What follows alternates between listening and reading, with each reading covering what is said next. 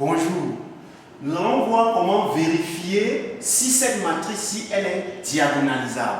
Mais avant cela, je vous invite à vous abonner à cette chaîne en cliquant juste en dessous de cette vidéo sur s'abonner en couleur rouge, en partageant davantage cette vidéo, à liker et à laisser un commentaire si ça vous a plu. Nous allons donc commencer par calculer d'abord les valeurs propres. La valeur propre, pour la calculer, nous commençons par le polynôme caractéristique égal à 0. Ce polynôme caractéristique est égal à quoi? Au déterminant de la matrice E moins lambda multiplié par la matrice identitaire, le tout égal à 0. Donc, ceci, c'est le polynôme caractéristique. Lorsqu'on prend ce polynôme caractéristique, on fait égal à 0, ça nous donne ce qu'on cherche, à savoir les valeurs propres. Alors, le déterminant de cette matrice E, moins lambda multiplié par la matrice identitaire égale à 0, nous donne quoi? Nous avons toujours notre matrice E, mais nous faisons lambda multiplié par cette matrice identitaire. Vous allez constater que partout où il y a 1, j'ai fait lambda fois 1, ça fait lambda. Et partout où il y a 0, lambda fois 0, ça fait 0.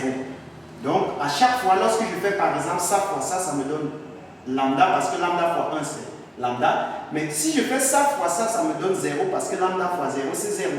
Donc, partout où il y a 0, j'ai multiplié lambda par 0, ça m'a donné 0. Et partout où il y a lambda, j'ai multiplié lambda par 1, ça m'a donné lambda. Sur la diagonale, vous allez voir.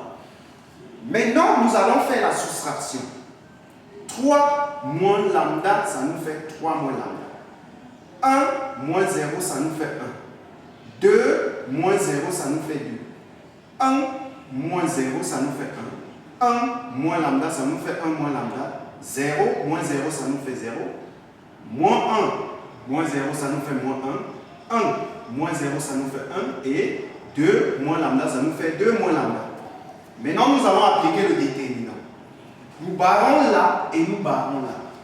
Nous prenons cette valeur-ci, à savoir 3 moins lambda, en facteur de cette matrice-ci que nous n'avons pas barrée, à savoir 1 moins lambda 0, 1 moins lambda 0, et 1, 2 moins lambda, 1, 2 moins lambda. Maintenant, nous barrons plutôt là et nous barrons là. Nous prenons la valeur si nous mettons en facteur tout en mettant un signe moins devant, c'est la formule. Nous mettons un signe moins devant, nous prenons la valeur si qui est 1. Lorsqu'on ne met rien, c'est 1. Et puis, comme on a barré comme ça et comme ça, on n'a pas barré ceci, donc on a barré comme ça et comme ça. On prend 1, 2, 1, 2, et puis on prend 1, 2 moins lambda, 1, 2 moins lambda. Nous barrons donc enfin comme ceci et comme ça. Nous prenons la valeur ci qui est moins 1. C'est plus moins 1. Or, plus moins 1, c'est moins 1. Il y avait là, c'est 1. Lorsqu'on a barré comme ça et comme ça, on prend la matrice qu'on n'a pas barrée, à savoir 1, 2, 1, 2 et 1 moins lambda 0, 1 moins lambda 0, égale donc à 0. Égale à 0. Nous allons faire quoi? Nous allons mettre 3 moins lambda en facteur. Nous allons donc faire ça fois ça, moins ça fois ça. Ça fois ça, ça fait 1 moins lambda facteur 2 moins lambda. Moins ça fois ça, ça fait 0 parce que 0 fois tout le monde c'est 0. Moins ça fois ça fait 2 moins lambda parce que c'est 1. Moins ça fois ça fait moins 2 parce que ça fois ça, pardon, ça fait ça fois ça qui est 2, ça fait moins 2 parce qu'il y aura le moins qui va venir multiplier après. Donc ici nous avons ça fois ça fait 0. Moins ça fois ça fait moins 2 facteur à 1 moins lambda, parce qu'il y a le moins de la formule ici. Le moins qui viendra multiplier après. On va voir ça par la suite. Donc ça nous donne quoi? 3 moins lambda en facteur de 1 moins lambda multiplié par 2 moins lambda. Moins. Bon, il y a 0 ici. Donc le 0 fois 1 c'est 0. Donc je n'ai pas mis 0. Donc moins 1. Nous sommes déjà à la deuxième matrice. Moins 1. Facteur à 1 fois 2 moins lambda, ça fait 2 moins lambda. Moins 2 fois 1, ça fait moins 2 avec le... Bon, on a toujours moins en facteur, donc ça fait moins 2. Moins 2 est là. Moins 1 fois 0, ça fait 0. Moins 2 fois 1 moins lambda, ça fait moins 2. Facteur à 1 moins lambda. Alors, on va donc développer. Ceci fois ceci, ça reste. Voilà ça. Moins fois ceci, ça reste. Moins fois moins 2, ça fait plus 2. Moins fois moins 2, ça fait plus 2 en facteur de 1 moins lambda. Alors, on va donc développer ce qu'on peut développer. Je développe ceci. Donc, ceci, je recopie. Moins fois 2, ça fait moins 2. Moins fois moins lambda, ça fait lambda. Le 2, là, je recopie. 2 fois 1, ça fait 2. 2 fois moins lambda, ça fait moins 2 lambda. Qu'est-ce qui se passe? Je bats là et je bats là. Ça s'annule parce que moins 2 et 2, ça s'annule. Lambda, moins 2 lambda, ça va nous faire moins lambda. Donc, lambda moins 2 lambda, ça nous fait moins lambda. Alors, on recopie. Ceci également, je recopie. Mais ici, je prends d'abord le 2 là. Le 2, si je le prends. Et puis, lorsque je fais lambda, moins 2 lambda, ça me fait moins lambda. Donc, j'ai 2 moins lambda. À la suite, j'additionne tout ça, ça me donne 2 moins lambda. Qu'est-ce que je constate?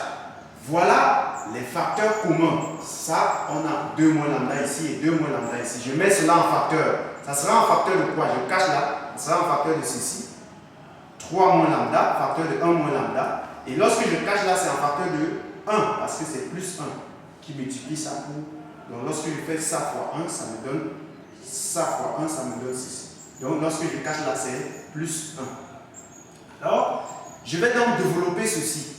3 fois 1, ça fait 3. 3 fois moins lambda, ça fait moins 3 lambda.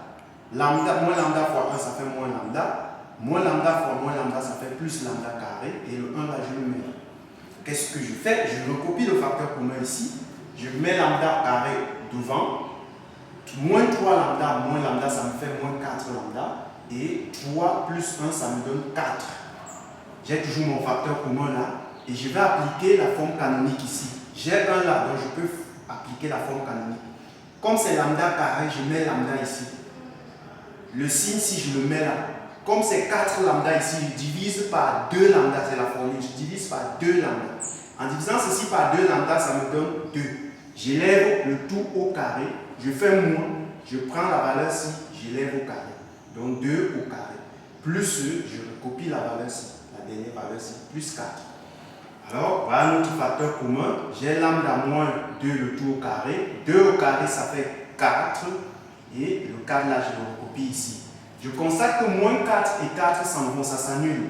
J'ai donc 2 moins lambda, mon facteur commun, qui multiplie lambda moins 2 le tout au carré égal à 0.